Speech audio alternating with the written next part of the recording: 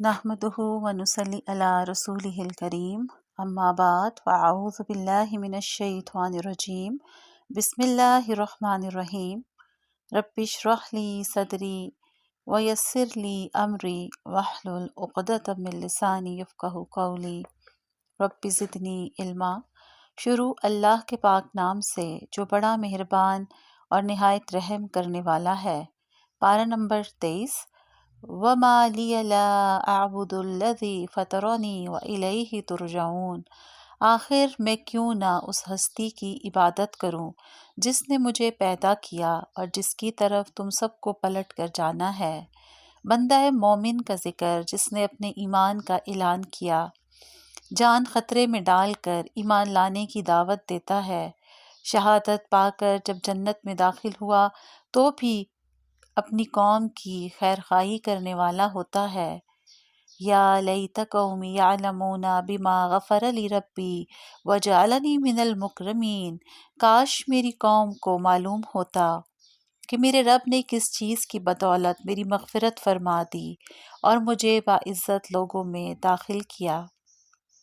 اللہ نے کائنات کی ہر چیز کو جوڑے میں بنایا جو بقائے نسل کے لیے ضروری ہے، خواہ درخت ہوں، پودے ہوں، انسان ہو یا کوئی اور چیز۔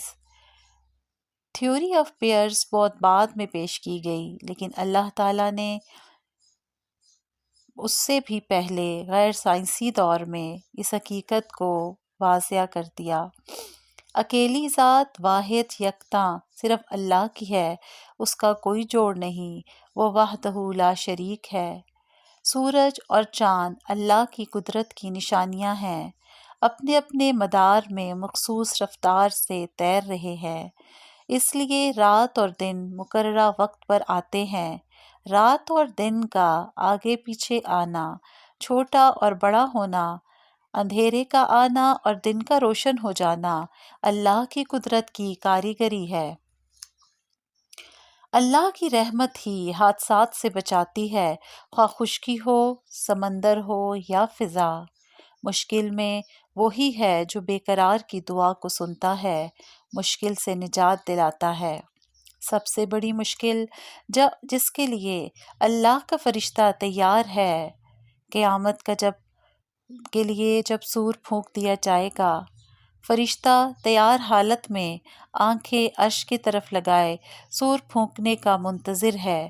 جیسے ہی پھونکا جائے گا، سب قبروں سے نکل کر اپنے رب کی طرف دوڑ پڑیں گے، حشر قائم ہو جائے گا اور کہیں گے قالوا یا ویلنا من بعثنا من مرقدنا، گھبرا کر کہیں گے کہ کس نے ہمیں ہماری خوابگاہ سے اٹھا کھڑا کیا۔ حسبنا اللہ ونعم الوکیل علی اللہ توکلنا۔ مشکل وقت ہوگا اور وہ دن 50,000 سال کے برابر، حساب کتاب کا دن، بہت طویل اور پرمشقت دن ہوگا۔ لیکن وہ جو ایمان لائے، جنہوں نے عمل الصالحات کیے، اچھی اور پاکیزہ زندگی گزاری، اپنے رب کے بتائے ہوئے طریقے کے مطابق چلے، ان کے لیے جنت ہوگی۔ جنت وہ جگہ جہاں خواہش کے مطابق ہر چیز ملے گی، رب رحیم کی طرف سے سلام ہوگا۔ جنت کی وہ سب سے بڑی خوبی کہ ہر خواہش کی تکمیل ہو جائے گی، سب کچھ پورا کیا جائے گا جو وہ چاہیں گے، اور انسان یہ سب کچھ دنیا میں لینا چاہتا ہے، جبکہ اللہ نے اس کی خواہشات کی تکمیل جنت میں رکھی ہے، لیکن جنت کی قیمت ایمان اور عمل الصالحات ہے۔ انسان کے اعضاء کی گواہی کا ذکر ملتا ہے کہ کفر کرنے والوں کے ہاتھ اور پاؤں ان کے برے اعمال کی گواہی دیں گے۔ منہ بند ہو جائے گا، ہاتھ اور پاؤں جن کے ذریعے اس نے دنیا میں جو جو کیا ہوگا وہ اسی کے خلاف گواہی دیں گے۔ ہاتھ اور پاؤں سے جو کمائی کی، انسان کا اپنا جسم اس کے خلاف ہو جائے گا۔ انسان کہے گا کہ ان کو کس نے گویائی دی، تو وہ بولیں گے جس نے تمہیں گویائی دی تھی، اسی رب نے ہمیں آج بولنے کی طاقت دی ہے۔ سورۃ صافات مکی صورت ہے۔ فرشتوں کی صفت ہے کہ وہ صف بندی کا خیال رکھتے ہیں، صف بناتے ہیں، بہت ہی زیادہ ڈسپلن کے ساتھ کام کرتے ہیں، اور یہی صف بندی اللہ نے ایمان والوں میں صف بندی کو خاص طور پہ نماز کی حالت میں دیکھنا پسند کیا ہے۔ اس کے علاوہ باقی معاملات میں بھی، اجتماعی معاملات میں بھی، مجلس کے آداب میں بھی صف بندی کا خیال رکھنا ضروری ہے۔ نماز باجماعت میں اگلی صفوں کو پورا کرنا اور مل کر کھڑا ہونا فرشتوں کی طرح صف بنانا ہے۔ صف بنانا نماز کا حصہ ہے اور اس کی خوبی ہے۔ نبی صلی اللہ علیہ وسلم خود صحابہ کی صفیں سیدھی کیا کرتے تھے۔ آپ نے فرمایا، صف کا درست کرنا نماز کی خوبی ہے، اللہ کو یہ عمل پسند ہے۔ اللہ کے جو مخلص بندے ہیں ان کے لیے اللہ نے معلوم رزق جنت میں رکھا ہے، جو ان کا جانا بوجھا رزق ہوگا۔ جنت وہ نعمت جس کو نہ کسی آنکھ نے سنا، نہ کسی آنکھ نے دیکھا اور نہ کسی کان نے سنا ہے۔ عظیم کامیابی، سب سے بڑی کامیابی تو یہی ہے جو آگ سے بچ گیا اور جنت اس کو مل گئی۔ آگ سے بچ جانا ہی سب سے بڑی کامیابی ہوگی۔ ایسی کامیابی کے لیے کوشش کرنے کی ضرورت ہے۔ ان ھذا لہو الفوز العظیم، کیونکہ یہی حقیقت میں بڑی کامیابی ہے، آگ سے بچ جانا اور جنت میں چلے جانا۔ اور اس کامیابی کے لیے ایمان، عمل صالحات بہت ضروری ہے۔ اخلاص کے ساتھ عمل کرنا، اطاعت اللہ اور اطاعت رسول بہت ضروری ہے۔ لیکن اس کے برعکس جو جہنم میں جائیں گے ان کے لیے سخت معاملہ ہوگا۔ جہنم کی تہہ سے نکلنے والا انتہائی کڑوا درخت اہل جہنم کا کھانا ہوگا، زقوم، جو انہیں کھانا پڑے گا۔ جہنم کے لوگ اس سے کھانا کھائیں گے اور اوپر سے کھولتا ہوا پانی پینے کو ملے گا۔ اللہم اجرنا من النار۔ اللہ کے مومن اور مخلص بندے، اس کے چنے ہوئے انبیاء کا ذکر قرآن پاک میں مختلف جگہوں پر ہوا۔ نوح علیہ السلام، ابراہیم، اسحاق، اسماعیل، موسیٰ، ہارون، الیاس، لوط، یونس علیہم السلام، سب کے سب مخلص اور مومن تھے، اس لیے اللہ نے ان کا ذکر خیر باقی رکھا۔ ابراہیم علیہ السلام کا خاص طور پر اس قربانی کا ذکر جو اپنے رب کی خاطر اپنے بیٹے اسماعیل کو ذبح کرنے کے لیے چل پڑے۔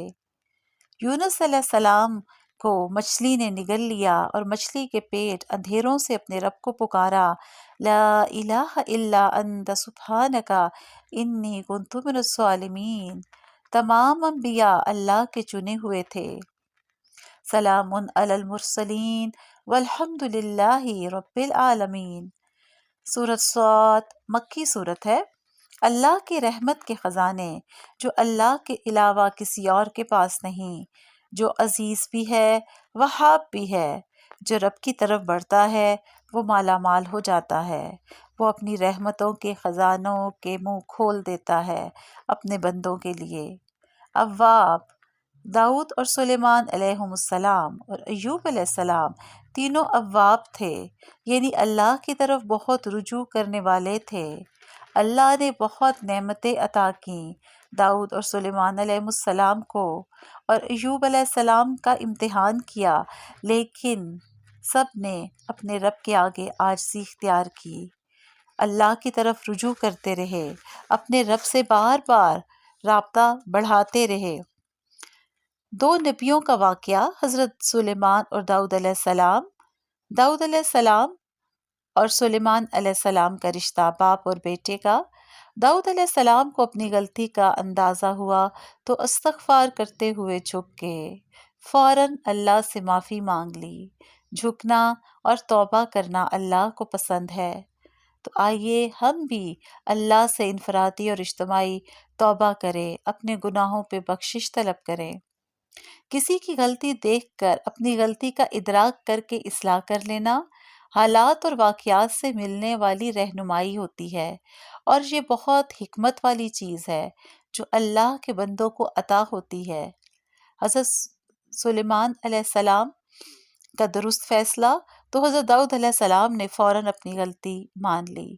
سلیمان علیہ السلام نے اپنے رب کی یاد کے لیے مال سے محبت کا اظہار کیا، اس کو حب الخیر کہا۔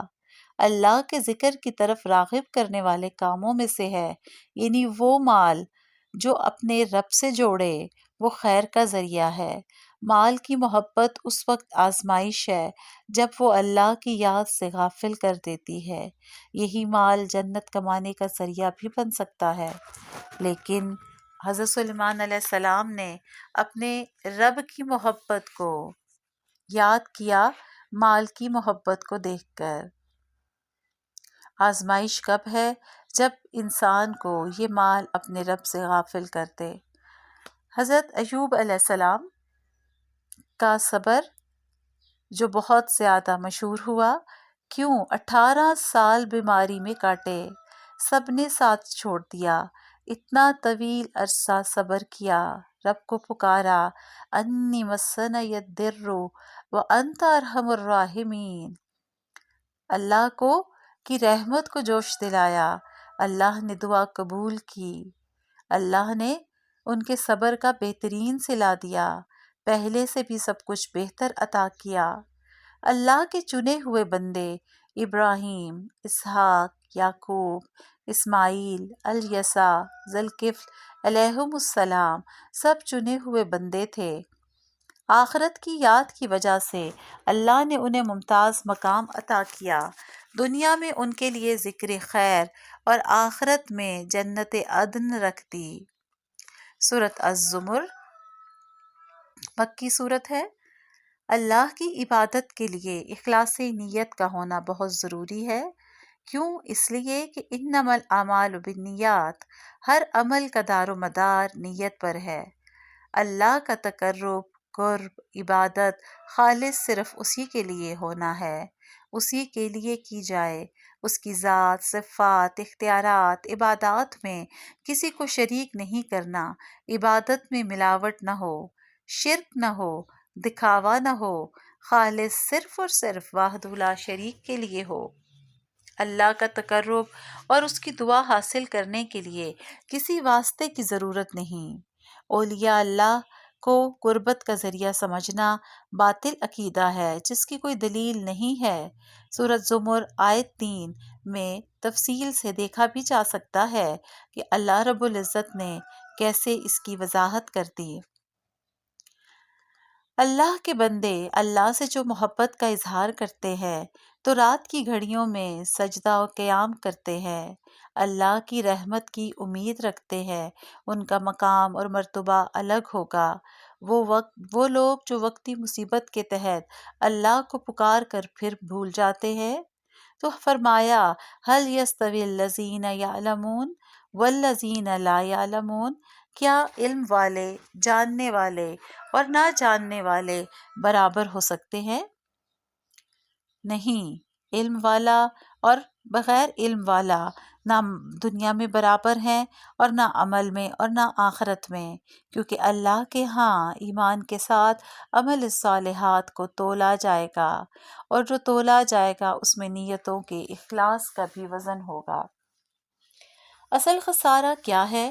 اصل خسارہ اور نقصان یہ ہے کہ آدمی غلط کام کر کے خود کو اور اپنے گھر والوں کو قیامت کے دن خسارے میں ڈال دے، اتنا بڑا نقصان ہو جائے اور اس کو اس کی خبر تک نہ ہو۔ اصل محبت تو یہ ہے کہ اپنی اور اپنے گھر والوں کی آخرت کی عزت اور کامیابی کی فکر کی جائے، اپنے اہل خانہ، اپنے اولاد، اپنے گھر والوں کی آخرت کی کامیابی کی فکر کی جائے، آخرت کی تیاری کی جائے، گناہ کو گناہ سمجھا جائے، غلط کو غلط نہ کہا، برائی کو برائی نہ کہا، نافرمانی کو نافرمانی نہ کہا، اور جسٹیفائی کرتے رہے کہ ہم بالکل ٹھیک ہیں، تو آخرت میں سب کچھ خسارے میں چلا جائے گا، بہت بڑا دھوکہ ہو جائے گا۔ لہٰذا اس دھوکے سے خود کو بچانے کی ضرورت ہے۔ کیا وضاحت کی کہ کام کیے، غلط کیے لیکن اپنے کام کو غلط نہ سمجھا۔ سورۃ الکہف میں بھی ایسا ہی مضمون گزرا ہے کہ سب سے زیادہ نقصان میں وہ ہے جو اپنے غلط کاموں کو بھی اچھا کام کہہ کر اور خوش ہوتے ہیں۔ اور اللہ نے خوشخبری دی طاغوت کی بندگی سے بچنے والوں کے لیے، جو ہر سرکش طاقت سے بچتے ہیں، دور رہتے ہیں، اثر قبول نہیں کرتے، بلکہ قرآن سن کر اس کا اثر قبول کرتے ہیں۔ قرآن سن کر عمل کرنے والے ہی ہدایت پر ہیں اور وہی عقل مند ہیں، کیونکہ قرآن کا اثر دل پر ہوتا ہے۔ جب دل بدلتا ہے تو ظاہر بھی بدل جاتا ہے۔ تزکیہ نفس سے یہ سفر شروع ہوتا ہے اور پھر عمل صالحات کی شکل میں تبدیلی آ جاتی ہے۔ قرآن کو بہترین بات کہا گیا جس کے مضامین ملتے جلتے ہیں، بار بار دہرائے جاتے ہیں۔ حکمت ہے تاکہ یاد دہانی ہوتی رہے۔ ہر واقعہ اپنے اندر ایک نیا پیغام اور نئی نصیحت لیے ہوئے ہے۔ قرآن کو احسن الحدیث کہا گیا۔ سب سے بہترین بات، جیسے کائنات کی سب سے بڑی سچائی اللہ رب العزت کی ذات ہے، تو سب سے بہترین بات اللہ کا کلام ہے۔ اللہ ایک بات مثال کے ذریعے سمجھاتا ہے۔ انسان کے لیے بہت سے مالکوں کو خوش کرنا آسان ہے یا ایک مالک کو؟ سوال کیا گیا کہ بتاؤ، ایک کو راضی ہے یا بہت سے مالکوں کو؟ تو الحمدللہ کہ صرف ایک رب کو راضی کرنا ہی کافی ہے، آسان ہے۔ ایک رب کو راضی کرنے کی کوشش کریں، کیونکہ وہ راضی ہو گیا تو سب راضی ہے۔ آئیے اخلاص کے ساتھ احسن عمل کرنے کی کوشش کریں، کیونکہ اللہ راضی ہو گیا تو دنیا اور آخرت کی کامیابی حاصل ہوگی۔ اور جو اللہ کی رضا کے لیے آگے بڑھتا ہے، ایک قدم تو اللہ 10 قدم آتا ہے، اور جس نے اپنے رب کی رضا پا لی وہی سرخرو ہو گیا۔ وآخر دعوانا ان الحمد للہ رب العالمین۔